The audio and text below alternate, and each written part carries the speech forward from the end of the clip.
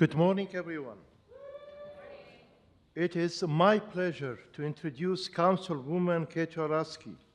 Katy represents Los Angeles' 5th City Council District, first elected in 2022. Katy is focused on bringing serious, practical leadership to City Hall and building vibrant, safe, and affordable communities across Los Angeles. As chair of the City Council's Budget and Finance Committee, she's working to put Los Angeles on a path to long-term physical stability so the city can deliver the services Angelenos expect and deserve. In her first year as chair, she helped close a nearly $1 billion deficit while protecting core services.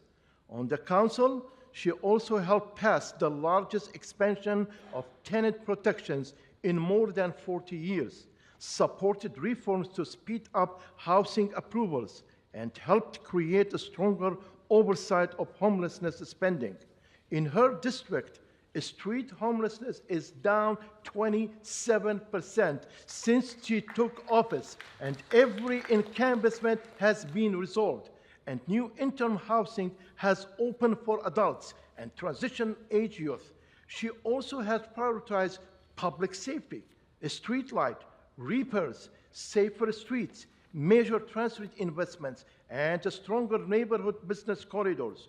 Before joining the City Council, Katy served as Senior Policy Deputy for Environmental and Arts to Los Angeles County Supervisor Sheila Kuehl, where she led the development of Measure W, helped create the Clean Power Alliance, and helped launch Los Angeles County's first Office on Sustainability. Please join me in welcoming Councilwoman Katy Yaroslavsky.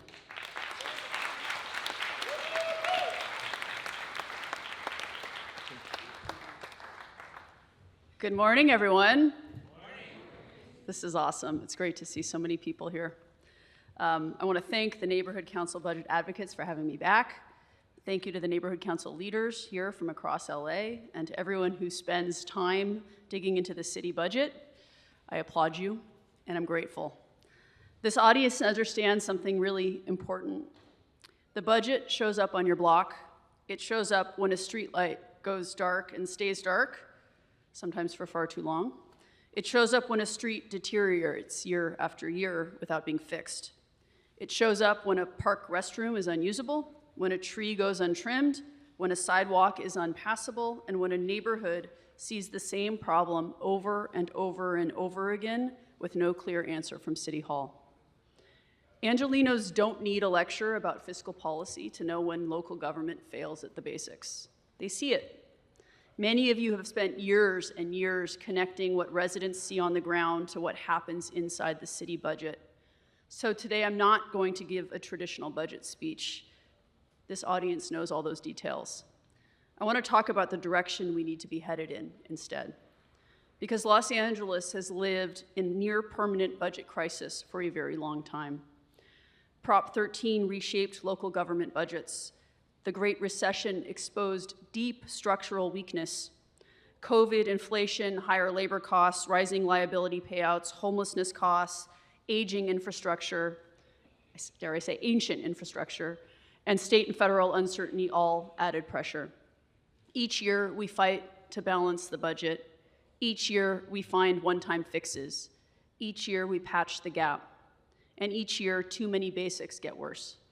Approximately 35% of LA's 23,000 lane miles are in poor condition. You know that. If we don't change course, LA faces up to $15 billion in street maintenance needs over the next decade. Our parks face a $2 billion gap in deferred maintenance. Streetlights remain out across the city to the tune of 1 in 10. The city hasn't raised the street lighting assessment since the Clinton administration, and voters made clear this week they're not willing to raise it now. That's the reality. That's the reality we have to govern in. We have major service needs, we have major infrastructure needs, and we have residents stretched by the cost of living in Los Angeles. And we have a city government that cannot keep going back to taxpayers every time the math gets hard. The math is always hard. So we need to do two things. First, bring in more revenue without making Los Angeles less affordable. Second, manage the money we already have with far more discipline. As chair of the Budget and Finance Committee, that's where I'm going to be focused. Let me start with revenue. Los Angeles does not lack assets. We own land, buildings, right-of-way, public facilities, parking assets, and infrastructure with real and significant market value. The problem is not a lack of public wealth. The problem is a lack of public strategy. Too often, City Hall acts like our only revenue choices are taxes, fees, fines, and grants. And that is too narrow. If a city with the scale, location, and assets that Los Angeles has can't figure out how to leverage our assets, we need a culture shift here in this building. Every department should think about revenue, every single one. Every department with assets, leases, permits, concessions, rights of way, or public-facing programs needs to be answering a basic question every single day. What are we doing to help fund the services residents expect? That doesn't mean turning every public asset into a private transaction. It means acting like responsible stewards of what the public already owns. We should know what we own. We should know its condition. We should know what it costs to maintain. We should know what revenue it generates or could generate. And we should know what public purpose it serves. Right now, we do not have a strong enough system for that. We leave too much city property underused, underleveraged, or stuck in processes with no clear owner and no clear path. Los Angeles needs a real economic development corporation. Other major cities have public development entities with the expertise and authority to move projects, manage public assets, structure partnerships, and turn public land into public value for all of their constituents. Los Angeles desperately needs that capacity. We need a vehicle that helps us use city assets for housing, jobs, services, and revenue. We need an entity that looks across departments instead of treating every asset as a one-off problem. We need to move from passive ownership to active stewardship, not selling off the city, but making city assets work for the city. The same principle applies to partnerships. For years, parts of the city charter have made it impossible for Los Angeles to enter into practical partnerships. In the Charter Reform Committee, we recommended removing outdated barriers, including Section 104G, for those of you who've been following along at home, that limits the city's ability to enter certain lines of business.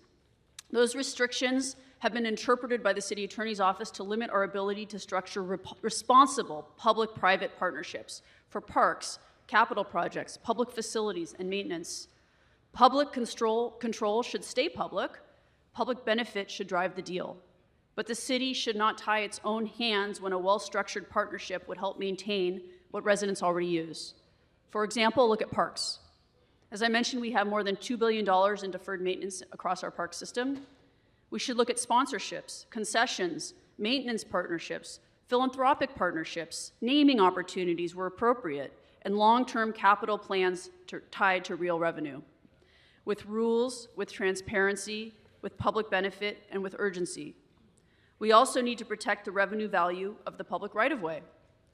The city's street furniture program should generate revenue while delivering shade, shelter, cleaner bus stops, and better public infrastructure. But illegal billboards and illegal construction fence advertising compete directly with legal city programs, and no one is enforcing it. When we fail to enforce against illegal advertising, for example, we reward people who break the rules. But more importantly, we dilute the market and weaken revenue for public services, the programs that we're running that are legal. It makes no sense. We should enforce the law, protect legal advertising programs, and make sure the public receives its share when private actors profit from our attention through advertising. We should also think seriously about telecom and technology leases on city infrastructure. Streetlights, potholes, public buildings, and rights-of-way have value in the modern economy. We need a citywide strategy for leasing infrastructure in ways that improve connectivity, protect neighborhoods, and support core services. This is the shift I'd like to see. When departments come before the Budget Committee, I don't only want to ask what they need. I want to ask what they're doing to help pay for the work. Because no one at the city focuses enough on revenue. The CAO manages fiscal discipline. The Office of Finance collects taxes. Departments manage programs. Elected officials respond to constituent needs. But we do not have a strong citywide revenue engine. and we need one desperately. Of course, revenue is only half the work. New money will not solve our problems if weak systems keep wasting it. That brings me to contracts, procurement, liability, and risk. Los Angeles spends too much money through systems that do not always protect the public. Sometimes we pay too much. I would say often we pay too much. Sometimes we wait too long. Sometimes we enter contracts without clear performance standards. Sometimes departments lack the tools to hold vendors accountable. And sometimes, as we saw recently, a contractor takes city money and fails to deliver what the city paid for. There's a case involving Mackay Solutions, and it should concern everyone. The Comptroller's Office identified a contractor who defrauded the city out of hundreds of thousands of dollars for vehicle repair lifts the city never received. When equipment doesn't arrive, city vehicles stay out of service. When vehicles stay out of service, workers can't do the job residents expect. When the city loses money, residents pay twice, once through the original contract and again through the lost service. And that's why Comptroller Mejia and I moved forward with a commodity procurement audit. We need to examine how the city buys goods. We need to look at bidding, pricing, piggyback contracts, vendor accountability, and whether the city pays fair market value compared with other public agencies. We kind of know the answer already, but we're going to find out for sure very soon. Then we need to fix what fails and judge our success by the outcomes we deliver. And that principle should guide every major decision, every major city agreement.